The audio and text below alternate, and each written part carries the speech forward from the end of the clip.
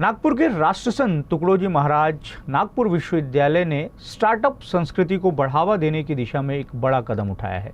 विश्वविद्यालय प्रशासन ने नवाचार और उद्यमिता को प्रोत्साहित करने के लिए 5 करोड़ रुपए का विशेष फंड तैयार किया है। वहीं संभावित स्टार्टअप में बदल सकने वाले अंतिम वर्ष के प्रोजेक्ट्स के लिए 1 करोड़ रुपए का अलग से प्रावधान किया गया है। इस पर कुलगुरु मनाली क्षीरसागर से खास बातचीत की हमारे संवाददाता रवि शुक्ला ने। स्टार्टअप की दुनिया है, नए नए जो आविष्कार है वो आ रहे हैं। सबसे प्रमुखता कई बड़ी कंपनियां हैं जो नए नए जो स्टार्टअप आ रहे हैं उनमें फंडिंग करी है। लेकिन अब जो है राष्ट्रसंत तुकडोजी महाराज नागपुर यूनिवर्सिटी भी ऐसे आविष्कारक हैं, ऐसे स्टार्टअप्स को फंडिंग करने वाली है जो नए इनोवेशन जो है लेकर आ रहे हैं। हमारे साथ वाइस चांसलर मैम है। मैम, क्या किस तरह की योजना है ये, किस तरह का प्रोग्राम है फंडिंग का स्टार्टअप्स को, मैम बताएं। एक्चुअली पिछले 5 साल से विद्यापीठ में इनक्यूबिन नाम से हमारी सेक्शन 8 कंपनी है जो कि हमारा इंक्यूबेशन सेंटर है, और वहाँ अभी तक हमने 30 से भी अधिक स्टार्टअप्स को सहयोग दिया है। अब हमने ये साल से मतलब फाइनेंशियल ईयर 26-27 में हम लोगों ने 5 CR की प्रोविज़न करी हुई है फंडिंग के लिए, जो कि सीड फंड के तौर पे भी हम लोग ये स्टार्टअप्स के जो भी बच्चे हैं या जो भी प्रमोटर्स हैं हम उन्हें देंगे। और इसके अलावा हम सारे प्रकार की जो end to end mentoring startups को चाहिए होती है, यहाँ तक के कि हमने जो हमारे बच्चे प्रोजेक्ट करते हैं उनके लिए भी हमने बजटरी प्रोविज़न रखा है, ताकि अगर उनके पोटेंशियल प्रोजेक्ट होंगे उन्हें बनाने में भी हम उन्हें फंड्स देंगे, ताकि वो अगर आगे चल के इंक्यूबेशन में कन्वर्ट होते हैं, स्टार्टअप में कन्वर्ट होते हैं, तो वो एक उनके लिए एक प्री इंक्यूबेशन का मौका रहेगा। तो कुल मिला के 5 करोड़ का प्रोविज़न हमने इस कमिंग फाइनेंशियल ईयर में रखा हुआ है।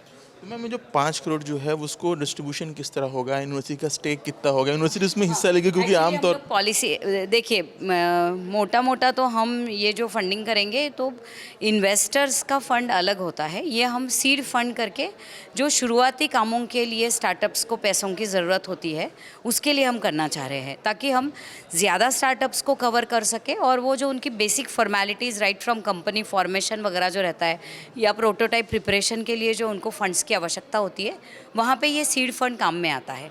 और अगर हमको एंजल कैपिटल उनके लिए रेस करना है या जेवीज कराने हैं तो उसके लिए हम इवेंट्स करेंगे। हम इन्वेस्टर्स के पास जाएंगे और उन्हें हम आमंत्रित करेंगे ताकि वो अच्छे स्टार्टअप्स को फिर वो ज़्यादा फंडिंग कर सके। एक ये योजना है, मतलब थोड़ा सपोर्ट देके यूनिवर्सिटी एटलीस्ट उनको एक प्लेटफॉर्म पे लाएगा, और उसके आगे उनको गो टू मार्केट के लिए उनको ज़्यादा पैसों की ज़रूरत होती है, जो कि जेवी से या प्राइवेट इन्वेस्टर से हम लोग करा पाएंगे। पर एक अच्छी पहल और एक अच्छा सपोर्ट विद्यापीठ बच्चों को करना चाहते हैं, या जो भी व्यावसायिक बनना चाहते हैं उनके लिए विद्यापीठ अपनी तरफ से ये योगदान देना चाहती है। हम ये ग्रांट्स में होगा कि यूनिवर्सिटी ये हमारे अपने विद्यापीठ के निधि से होगा। हम इसके लिए हमें तो केवल सैलरी ग्रांट मिलती है विद्यापीठ को, बाकी जो हमारे अपने जनरल फंड्स होते हैं उसमें से हमने ये प्रोविज़न करा हुआ है।